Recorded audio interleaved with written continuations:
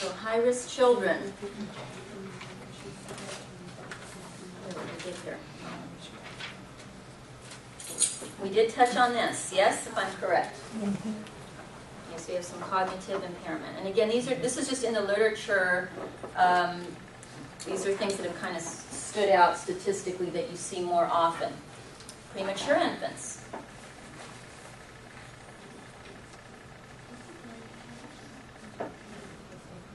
Didn't really mention that so much.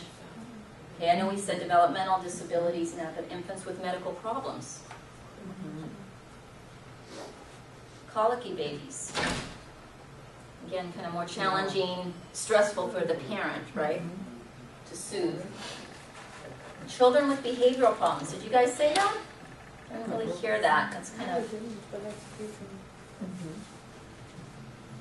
You're pulling your hairs out of your head with this kid. That's kind of the first ones that come to my mind. What am I going to do with this kid? And children with developmental disabilities. Okay? And if you notice here, this is kind of focusing on characteristics of the child, right? Or their condition. And this list, right? Where you guys generated a great more than just that. Okay. So let's take a look, kind of focusing on children with developmental disabilities. Okay, because oftentimes many of the children we work with will have that. So why are they at greater risk? We're just going into more detail. Okay, and we could actually say this about some of the other kids on that list. Increased demands placed on the caregiver. Chronic stress to the caregiver. Okay, so it's going to be ongoing, right? Attachment difficulties. Okay, and definitely with visually impaired and children with developmental disabilities, attachment is not, it doesn't follow the normal developmental sequence as it would with a normal developing child.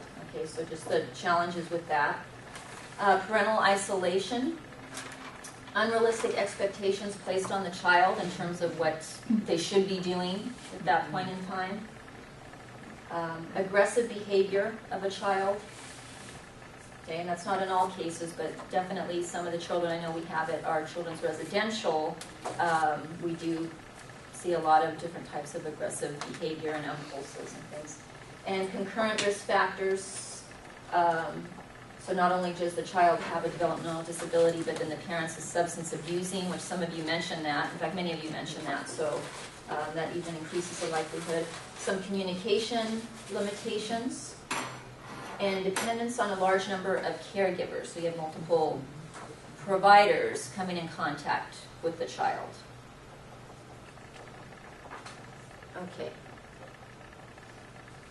Now, I know you somewhat already did this, and that's okay that you already did this, but I want you to, even if it's just for another couple minutes, think just exclusively of the parents. Is there anything else you would add to your list? Just focusing on the parents and what would make a parent more at risk. And again, thinking not only of the environment, the context, the community that they live in potentially, but also are there any characteristics of that person that may be sort of an indicator or fall within a profile of someone who may abuse their child at a higher risk, higher rate, I should say. Does that make sense? So just a couple more minutes on this, see if you could generate any more specifically to the parents. Yeah, so why don't we, Jan, just going back to your, I know your first list, you mentioned some of them about the parents. I remember you mentioning the one where they don't supervise. You talked about the safety issue there. What were some of the other ones you talked about relative to the parent? Oh, well, this one was that I was talking about the mom is sleep deprived. Oh.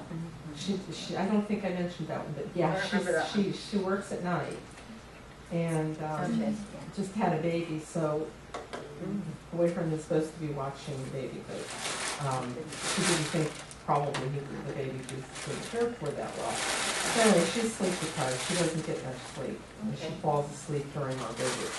Okay, I think someone else mentioned like workaholic parents or something. So somebody like overworked, basically. Yeah, that would fall into. And unemployment. Okay, the parent. I thought of like parents that are have a social anxiety or like an anxiety of status, you know, thinking like, wow, my family, this is how my family is, and you know, in front of other people, caring a little bit about too much. Sometimes the family puts too much pressure on the parent to be a certain way, or friends. Okay, so kind of social expectations that, Yeah. that put stress on the parent. I mean, technically, it's still their perception of that, but it's sort of an interplay, right? It sounds like. So people that are more concerned with that, obviously more susceptible to it, might then be maybe more prone to then. Okay. And then the parent being abused themselves, Yeah. either dad or as a child. Right. Is a big one. And then I think inappropriate parenting with that one family, that they didn't know how to parent any other way because that's how they were parented. Yeah, that's right. So, you know. Yeah, oftentimes people don't think about that. That's just in terms of parenting skills and knowledge. Or history of being a failed parent. Mhm. Anger management issues too. Okay. People with anger management problems. For issues, yeah, that would lend itself to being, particularly with the list of children we had up there, right? That, yeah, it's just not a good mix, yeah. Okay, that's pretty extensive. And Vilay, what did you say? I'm trying to remember from your last list what you guys said. I know you had a lot of characteristics of the children, but you did say something about the stress on the parents. Overwhelmed. Overworked, busy, overwhelmed, depressed, history of abuse themselves, with drug and alcohol abuse, Okay. the education level. Yeah, excellent. That's true.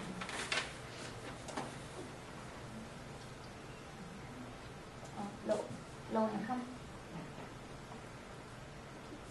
Okay. And I'm trying to remember everyone's name too.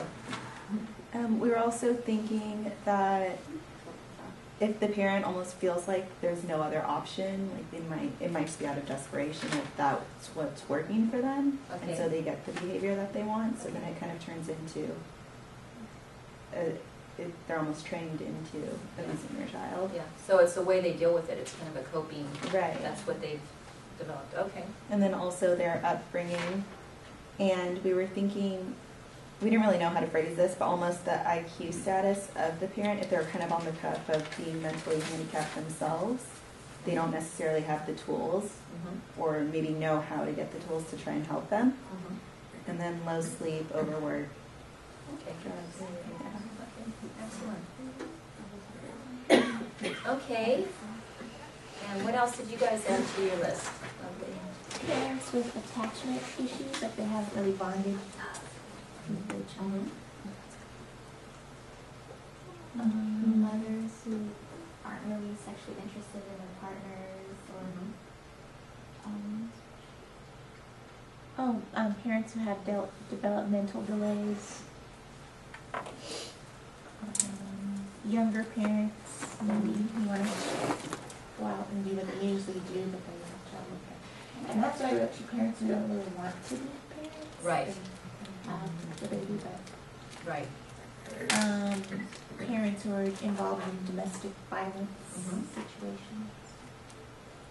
I think that's kind of. Yeah. I'm glad somebody mentioned that because that's a big correlator with abuse just in general. Okay.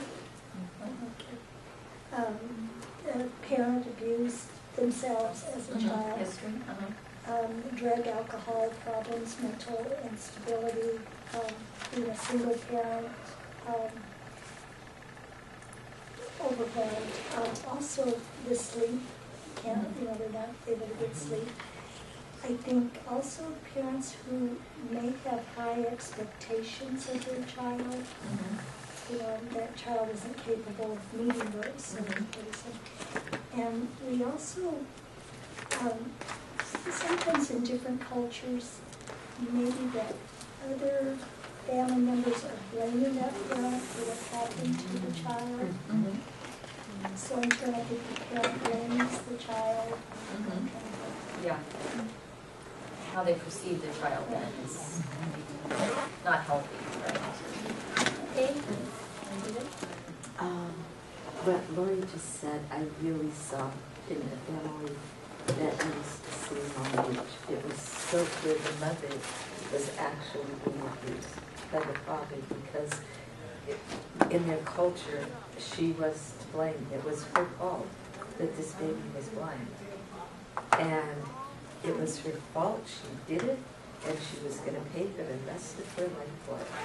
And he would call every week when I was there and yell at me and say, why aren't you helping my baby? Why can't my baby see? What are you doing?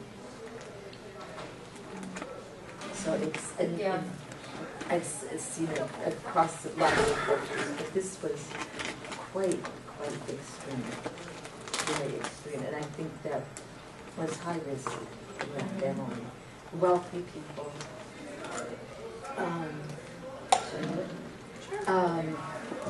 with multiple children, lack of being able to provide supervision, developmentally delayed parent who doesn't have the skills, previously abused, overtired, lack of sleep, sleep deprivation, overworked. I would say stressed at work too, not only, Right. because you could be overworked, but you could still like it. But I would say stress in the workplace too. I think financial issues, financial, I think is huge. Because if you've got financial stress, it just permeates everything. You're on edge all the time, just in general, waiting for something to happen that you can't afford to fix. So, You also said like marital problems, anything that's maybe Yeah. going on that's added to them. And another thing I like that they mentioned too is if that's what's working, if that's the only way they feel like their child's going to listen, if they do that, Right. then they're getting positive reinforcement to continue to want to do it because that's the only way they know how. Right. Yeah, especially under all that stress and everything. That's, I just thought of another one too. Well, it has to do with the family and the culture, but also some families do a lot of comparing among children in the family, even healthy, normally developing children. And in a lot of families, I think there's a lot of pressure for academic achievement to that, and the parent could be really stressed if their child is being compared to other relatives' kids or neighbors' kids or anybody. Yeah, and particularly if they themselves buy into that.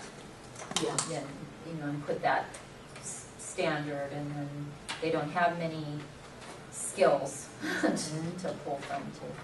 Yeah, it's just not a good combination. Well, I think you guys got the entire list pretty much here. Yeah. However, we're still going to go over the list. Laura, Lisa, I just thought of another one too. Sometimes it's stress from the greater community too. Yeah. Like maybe if you belong to a church or a synagogue or any kind of religion, not only religious but maybe social too, kind of community group, that can be a source of support. It can also be a source of a lot of pressure. Yeah. Which is even beyond your own family. I mean, it can be a lot for. In some communities, people live in, there's a high degree of crime and violence, and that also can affect people as well. So you can look under that. Okay, so let's take a look at some high-risk parents and families. So we mentioned parents with limited education. Again, these are just different potentials. It doesn't mean that every person with limited, it's necessarily. There's a combination of things. Mentally impaired parents. Limited access to resources. Substance abusing. You guys definitely hit on that. Marital discord. I'm glad someone did mention that. Presence of domestic violence. Actually higher risk for all forms of abuse when this exists. Okay, that's how, that's how significant that is.